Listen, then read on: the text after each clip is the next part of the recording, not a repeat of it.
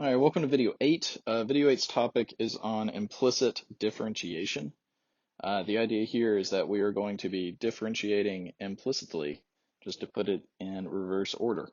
And before I begin into our investigation of what this implicit differentiation means, we need to help define what it means to be implicit and looking at implicit equations. So to start, I want to look at what's called an explicit equation, where an explicit equation is when you have a function where y has been explicitly solved for in terms of x.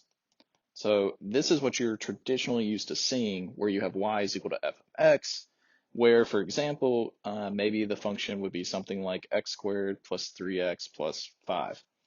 In other words, though, you've got y that has been completely isolated on one side, and you only have x's on the other side.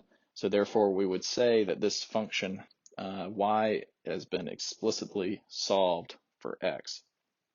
Now, or solved in terms of x. Now, what's different then is when we start looking at an implicit equation. An implicit is a function or an equation that y might still be in terms of x, but y is not by itself.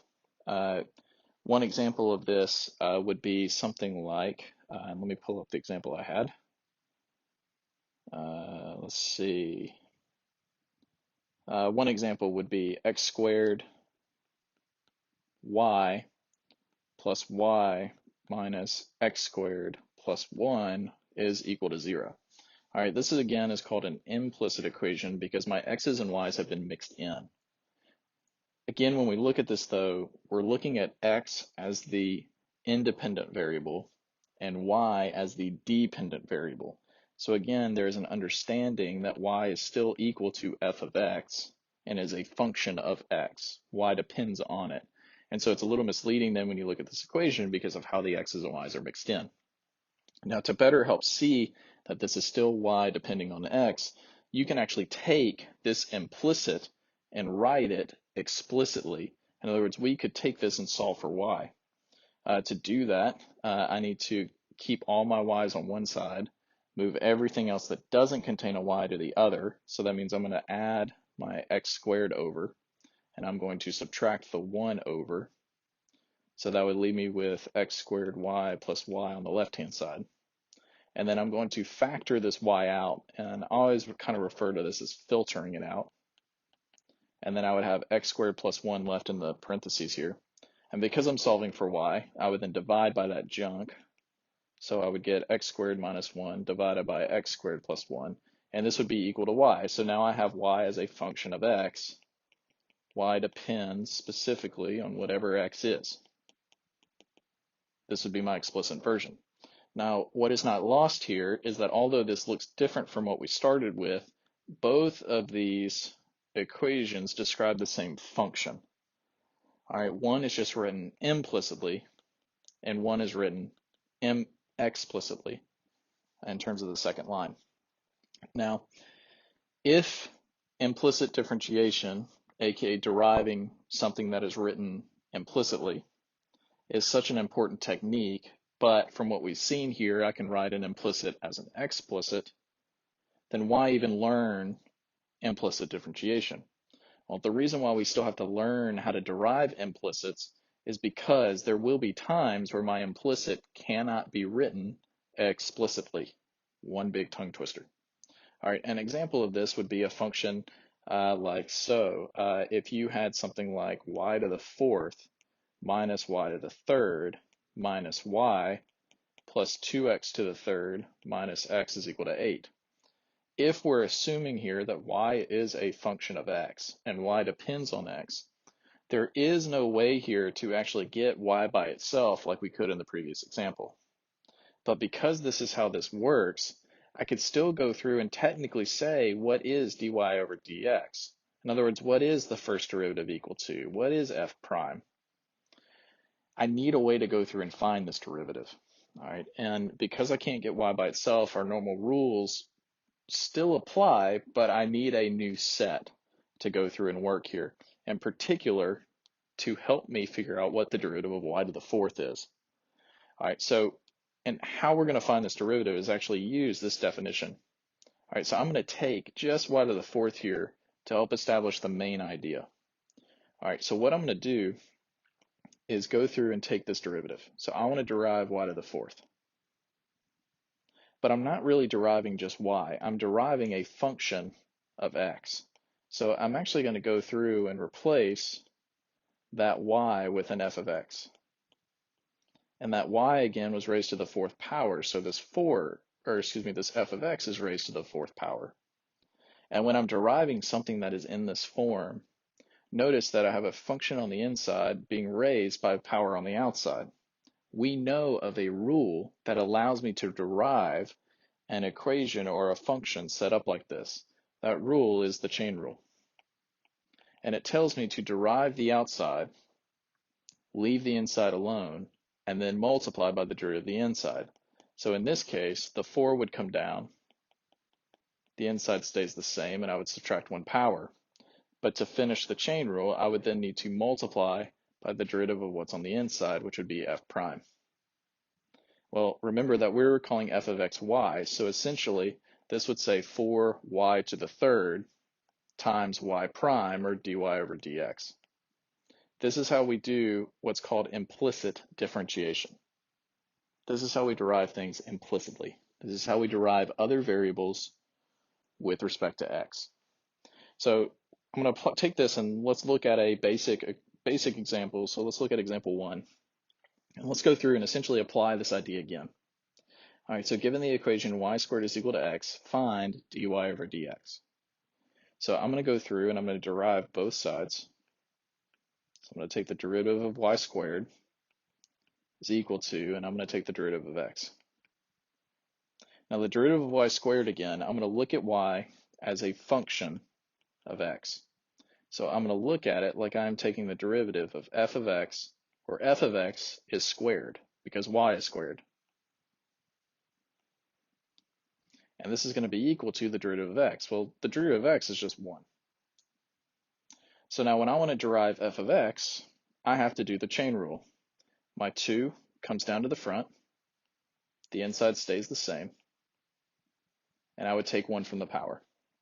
I would then chain this by multiplying it by the derivative of the inside, which is f prime, and this would all be equal to 1. Now, to get it back in terms of the original problem, recall that we were saying that y is equal to f of x, so this would be 2y times y prime, which is dy over dx, and this is equal to 1. Notice, to keep this straightforward, I am essentially just taking y squared, and I am deriving it like you would derive it normally using the power rule. The derivative of y squared is 2y, but because I'm deriving something that is not an x, I have to write dy over dx because of the chain rule. It represents the derivative of the variable we derived with respect to x. Now this gets very, very technical, and we can actually see that we have been doing this since day 1 of taking derivatives, because when you look again over here at the right-hand side where I took the derivative of x, if I keep this in the same wording, I would say that the derivative of x is 1, because that's what the power rule says, but then I would always multiply by the derivative of the variable I took over the derivative with respect to x, because that's what I'm taking the derivative with respect to. Well, dx over dx is just equal to 1. It's trivial to write. By multiplying by 1, we're not changing the overall solution. So when we're teaching this and learning this initially, we don't even worry about that part. But that part is technically there. So when we're going through and deriving variables that aren't what we're taking the derivative with respect to, so in this case x, there is always a tacked on d, whatever that variable is, over dx. This again is called implicit differentiation, and is going to be used when we do related rates, which will be in the next video. So there's a huge application of this a little bit later on. Okay, now the problem was telling me to find dy over dx. So I need to solve for dy over dx because I haven't really solved for it yet. I don't know what dy over dx is equal to. Well, to get dy over dx by itself here, I need to divide by 2y. And so I get dy over dx is equal to 1 over 2y. This is my final solution. This is the derivative of the original problem.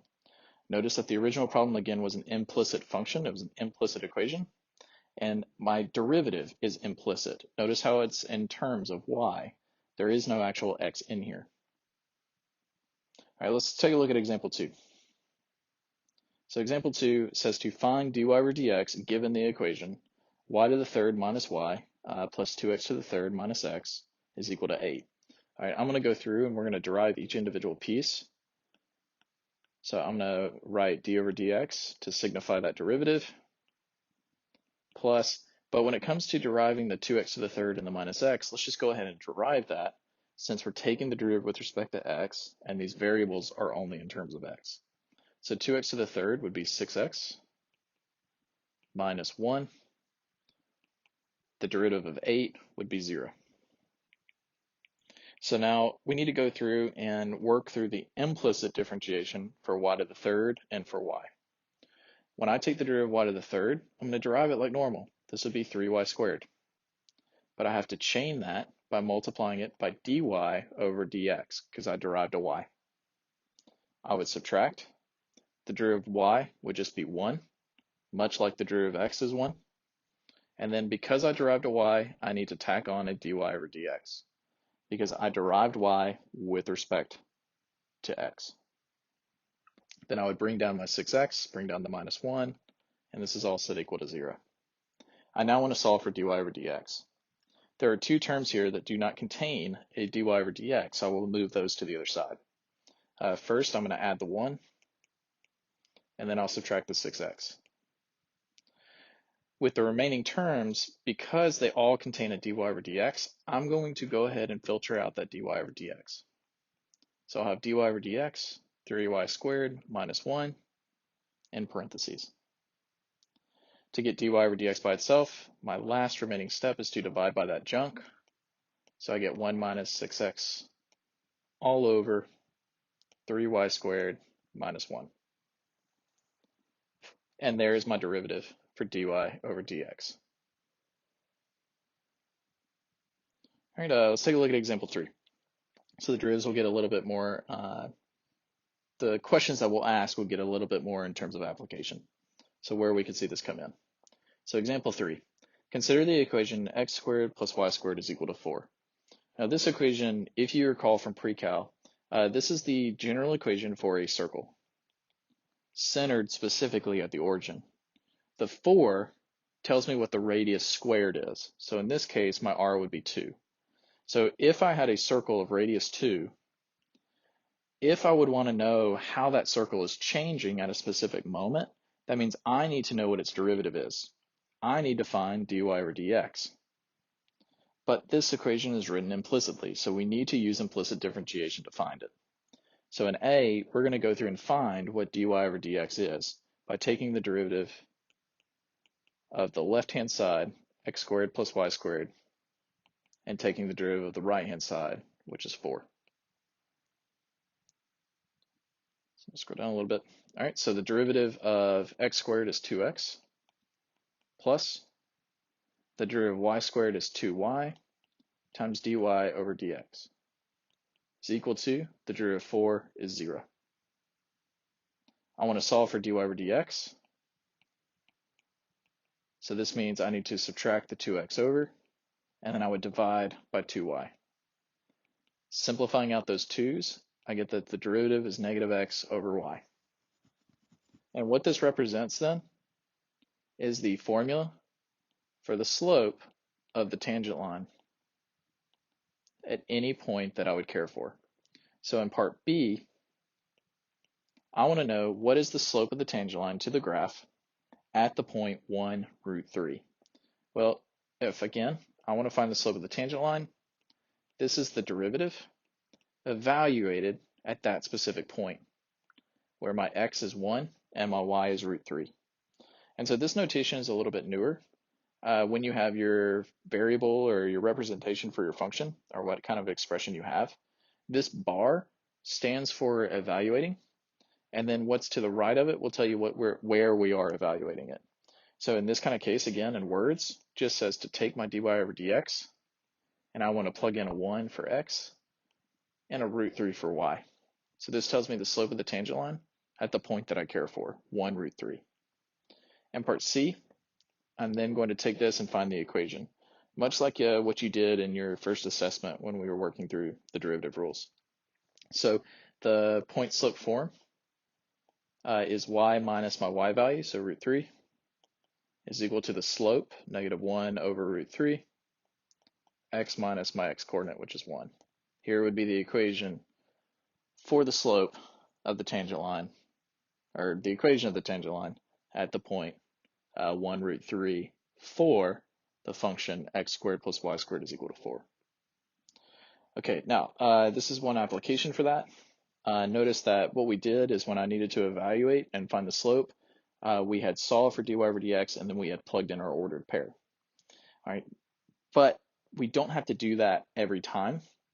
Notice when we're solving for dy over dx, there's a lot of work involved in solving it. So one way to streamline our process a little bit more when we know we're plugging in an ordered pair is to actually plug it in right after I derive it. So example 4 is going to show this. All right, so example 4, find dy over dx given that x and y are related by the equation x squared y to the third plus 6x squared is equal to y plus 12. And that y is equal to 2 when x is equal to 1. So the ordered pair that I'm going to use here is 1, 2. And I want to find dy over dx at this ordered pair. So first I need to take the derivative. So I'm going to go through and derive each piece, x squared y to the third plus the derivative of 6x squared. In this case, I'm just going to go ahead and write it out, is equal to the derivative of y plus the derivative of 12. Okay, I'm going to save this first part. I'm going to come back to it. All right, the derivative of 6x squared is just 12x is equal to the derivative of y would be 1 times dy over dx plus the derivative of 12, which is a constant, would be 0. It's pretty trivial to write, so I'm not even going to say plus 0. So now I want to come back to my first term. Now, when I'm deriving something of x squared y to the third, I want you to notice that at its core, this problem is a product. In other words, I'm deriving a product or two functions that are being multiplied together, two different pieces. So if I'm taking this overall derivative, then I have to incorporate the product rule in order to find its derivative, where x squared is my f and y to the third would be my g. So to show that, product rule tells me to take the derivative of the first, which would be x squared, leave the second alone, plus the derivative of the second times the first.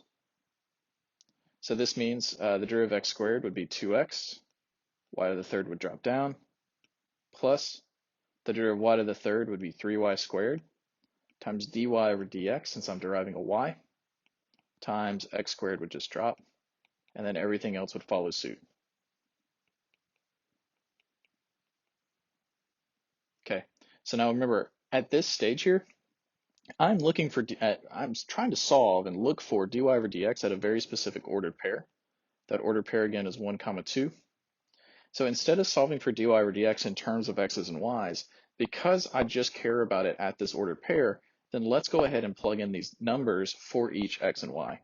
So 1 goes in for x, so this would be 2 times 1. 2 would go in for y, so 2 to the third, plus 3 times 2 squared, dy over dx, times 1 squared, plus 12 times 1 is equal to 1 dy over dx. Okay, simplifying what I've got here, doing exponents first. 2 to the third is 8, times 2 would be 16, plus 3 times 4 times 1 gives me 12 dy over dx, plus 12 times 1, which is 12, is equal to 1 dy over dx. Now, this 12 again came from multiplying these two pieces and this piece. All scalars I need to multiply together. All right, now I need to collect all my dy over dx's to the same side. So this would be 1 dy over dx minus 12 of them. So 1 minus 12 would be negative 11 dy over dx.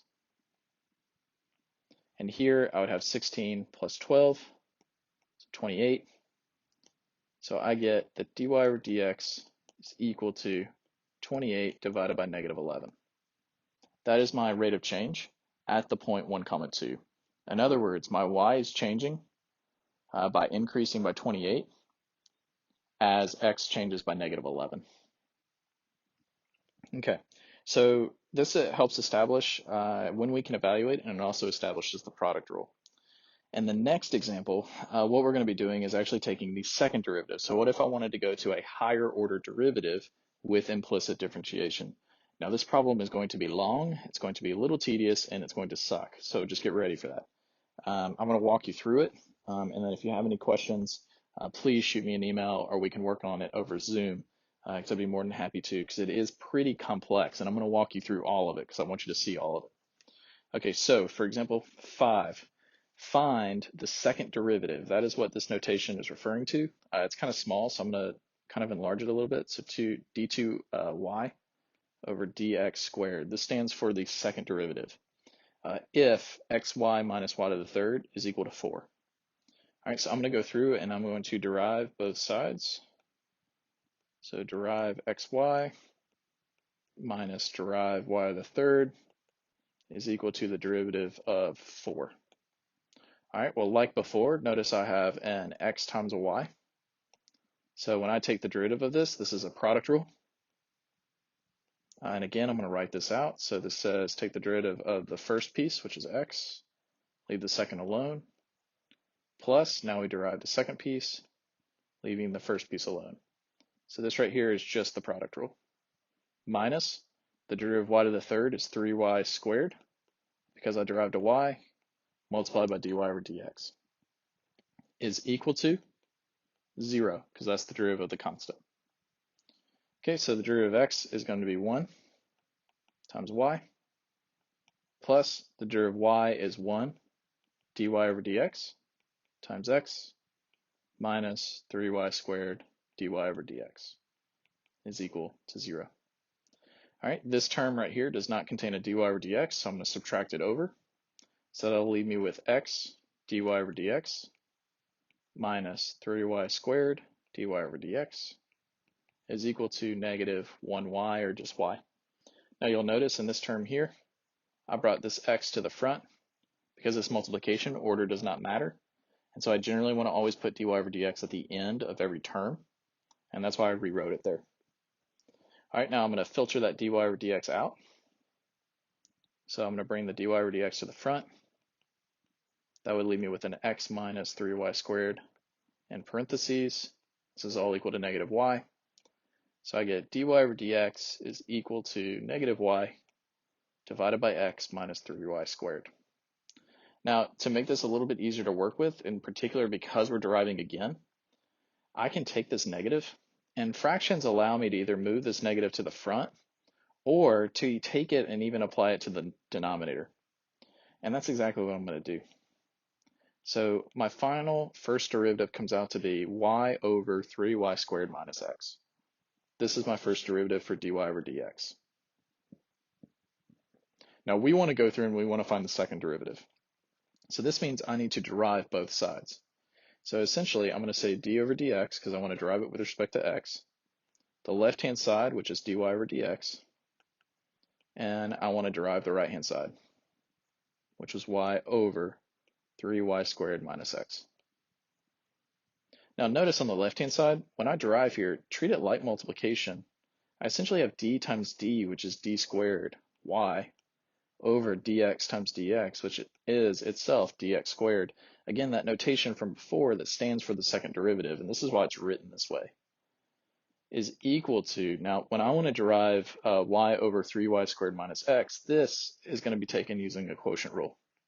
So I'm going to write it out in terms of using the rules so you can kind of see how all the pieces work together. And then we'll simplify it. And it's in the simplifying where this problem gets kind of messy. All right, quotient rule tells me to derive the top, leave the bottom alone, minus, take the derivative of the bottom,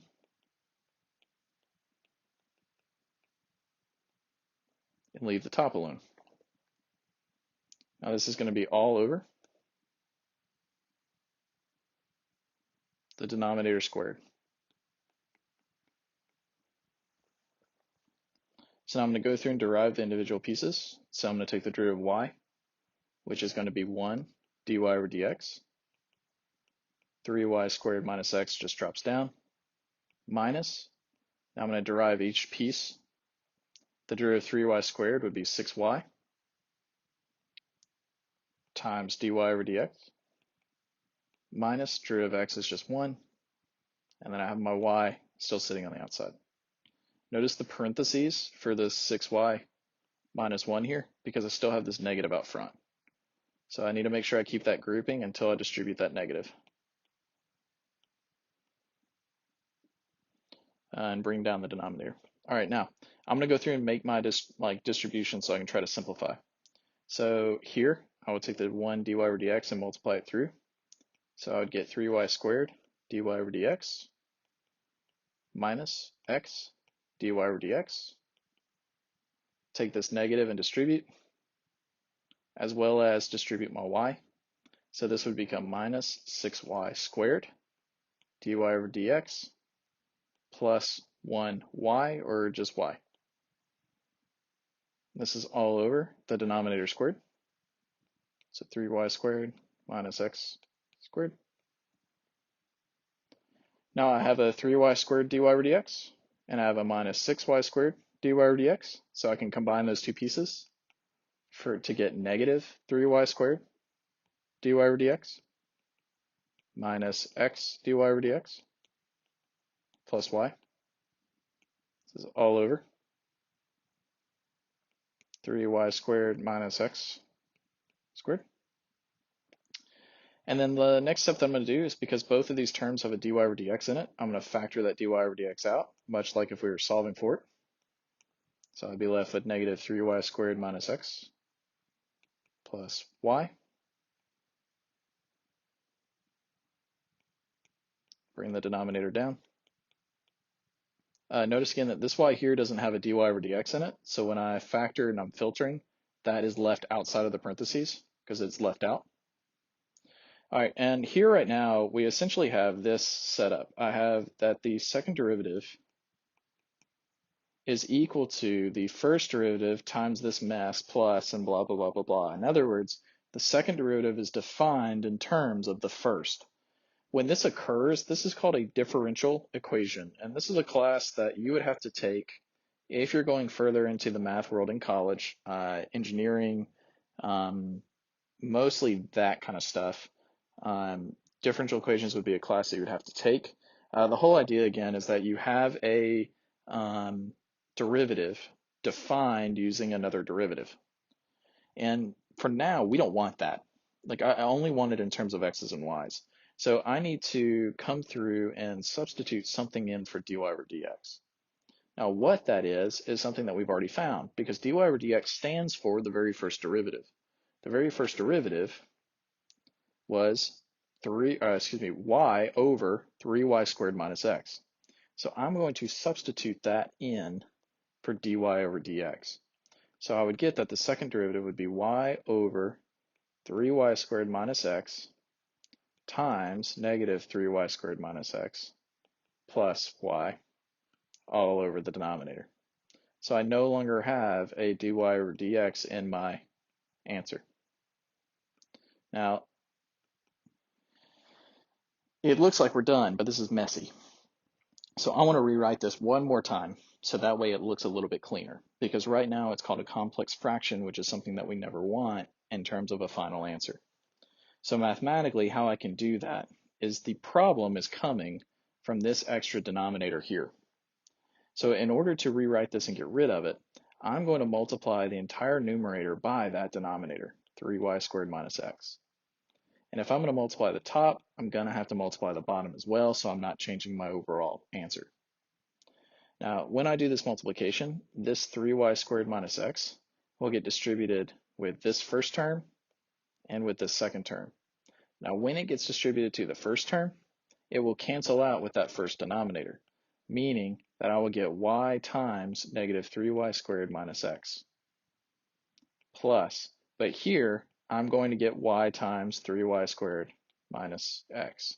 Those two things will multiply together. This will be all over 3y squared minus x squared times another 3y squared minus x, which means I have 3y squared minus x to the third. There's an extra copy. Almost done. Distribute the y. Distribute the y. You will get negative 3y to the third minus xy plus 3y to the third minus xy all over the common denominator. 3y squared minus x to the third. And here, my minus 3 and positive 3y to the third will cancel, giving me my final answer of negative 2xy divided by 3y squared minus x to the third, which is way nicer to look at than what we're looking at up here. This is my final answer. This is the second derivative of the original implicit. So notice that going through and doing higher order derivatives with something that is implicit is nasty. It will always involve having to go back and plug in what your first derivative is into your second to go through and simplify and solve. Now, when you are writing your assessments, if you want to put a problem like this on your assessment, go for it. Just please don't make it all problems like this, because even if I was to give you a quiz or give you an assessment, it would involve maybe just one of these, really looking for if you can understand the most complex scenario. All right, so most of the problems that I want to see in terms of an assessment would involve the previous steps, finding slopes of tangent lines, plugging in ordered pairs, etc. Or it could also involve one of these and maybe one application problem, which is what you'll see here. Now the underlining, let me kind of take this off for now because I had to re-record this video. And so I'll go back and highlight that in a minute. But here's an application of where some implicit may be involved. All right, so this applied example is the output of a country. So the chief economist of a country estimates that the output of the country is given by Q is equal to 10x to the 3/4 y to the 1/4. Now Q actually represents the output of the country. So X is the amount of money spent on labor and Y is the amount spent on capital. So taking those two things together, according to this model, would produce how much money this country is putting out overall, as far as an estimate goes. One of the biggest things here is that X and Y are going to be measured in billions. Same thing with Q. X is specifically labor. Y is specifically capital. So I just want to go through, I'm just going to kind of copy my problem down because there's so much going on in that word problem. And I'm going to just remind myself X is labor and Y is capital. This is going to come later. All right, so part A. So find the output of the country is 625 billion is spent on labor and 81 billion is spent on capital. Now this first part is just looking for the straight up output. In other words, I want to know what is Q equal to when X is 625 and Y is 81. I'm not looking for a rate of change or the derivative at all. So I'm going to go through and just plug in, oops, that's a theta. I'm just going to go through and plug in for X, 625, and plug in for Y, 81. This is because X and Y are termed in billions, so I don't have to write out all the zeros. We're just going to use 625 and 81. Now, I'm going to walk you through the algebra. You could, of course, just plug this into a calculator and hit enter, but I just want to remind you of how rational exponents work. So when you are doing something like 625 to the 3/4, I'm going to start by applying the root, which is the denominator. So this says what number, when multiplied with itself 4 times, would give you 625. And that value would be 5. If you were to do 5 to the 4th, this would give you 625. So then I would take 5 and I'm going to raise it to the 3rd power to get 125. So 625 to the 3/4 is 125. If I apply the same logic to 81, what number, when multiplied with itself 4 times, gives me 81? That value would be 3. And then I would raise it to the numerator, which is the first, so this would just be 3. So overall, I get 10 times 125 times 3, or 3750 billion. This is the total output when the country is spending 625 billion on labor and 81 billion spent on capital. Now in part B, suppose that the output of the country is to be maintained at the level found in part A. In other words, I don't want Q to change. I want this to be fixed. So that means in terms of my formula and in terms of the equation, I can go ahead and plug that in for Q because I know that's not going to change. So I'm going to have 3750 is equal to 10 x to the 3/4 y to the 1/4. And to make our lives a little bit easier, I'm going to go ahead and divide by 10 because then that would make this 375 x to the 3/4 y to the 1/4. All right, so let's see what the rest of the question is kind of asking now. By how much should the amount spent on capital be changed if the amount spent on labor is to be increased by 1 billion? Well, what this is asking is because we're looking at a rate of change, I'm looking for change in capital, which is y, and to represent the word change, we use the letter d, or in Greek, delta, which is triangle. This says what is dy relative to dx? Specifically, what is dy when dx is 1? Because it's 1 billion. Notice because I'm dividing by essentially 1 here, I'm really just flat out looking for what is dy over dx. It's asking the essential question that we've been doing this entire lesson so far. Given something that is written implicitly, derive it and find that derivative. So we need to go through and take the derivative of both sides with respect to x. So I'm going to take the derivative of 375, and then I'm going to take the derivative of x to the 3/4 times y to the 1/4. Now the derivative of 375 is 0. And this should make sense because what this side over here represents is my change in Q. But remember, based on the problem, I did not want Q to change. I want it to be maintained. So this means that its rate of change should be nothing. It should literally be 0. A positive derivative would imply an increasing change. A negative derivative would imply a decreasing change. But I don't want to change, and that's what 0 comes in. So this makes perfect sense on the left-hand side. On the right-hand side, again, if you're paying close attention to the words I'm using, this is a product. So to derive this, I'm going to use the product rule, which says written out, I want to take the derivative of x to the 3/4 times the second plus the derivative of y to the 1/4 times the first. So I'm going to go through and derive these pieces. So the derivative of x to the 3/4 is a power rule. 3/4 comes down. When I subtract 1, this will give me a negative 1/4 power. Y to the 1/4 drops. Plus the derivative of y to the 1/4. Again, applying that power rule, I get 1/4 to the front. Minus 1 makes this negative 3/4. But because I derived a y, we have to multiply this by dy over dx. X to the 3/4 then drops down, and we have now performed implicit differentiation. And I can solve for my dy over dx here. Now we're going to incorporate our strategy where we're going to go ahead and get dy over dx by itself, and then plug in x and y. So to isolate dy over dx, I need to move this entire term to the other side. So I'm going to subtract 3/4 x to the negative 1/4 y to the positive 1/4. This is equal to 1/4. And I'm going to bring my variables out front. So x to the 3/4, y to the negative 3/4, and then dy over dx.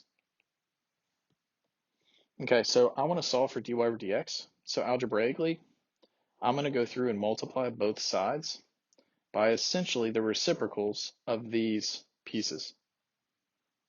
What I mean by that is I'm going to multiply by 4 over 1, x to the negative 3/4, and y to the positive 3/4. The 4 over 1 should make sense because 1/4 times 4 over 1 is going to give me 1. It cancels each other out. But the x to the 3/4 and the x to the negative 3/4 might be a little bit harder to see. Keep in mind that when I'm multiplying things like this together, I would add their powers. And when I do 3/4 plus negative 3/4, that would give me 0, and x to the 0 is 1. In other words, it takes out the x. Judging by all I need to do is just change the sign, then that makes sense then that y would be a positive 3/4. So if I'm multiplying the right-hand side by this, I need to multiply the left-hand side by that same expression. So 4 over 1, x to the negative 3/4, y to the positive 3/4. And then I need to go in and actually multiply like terms. So 4 over 1 times negative 3/4, the 4's will cancel. I'll be left with negative 3.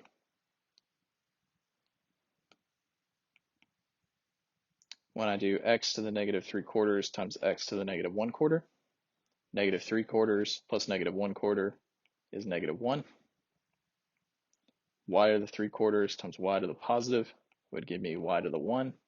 This is equal to dy over dx. Or to simplify this a little bit better, this negative power just puts the x in the denominator. So I get negative 3y over x.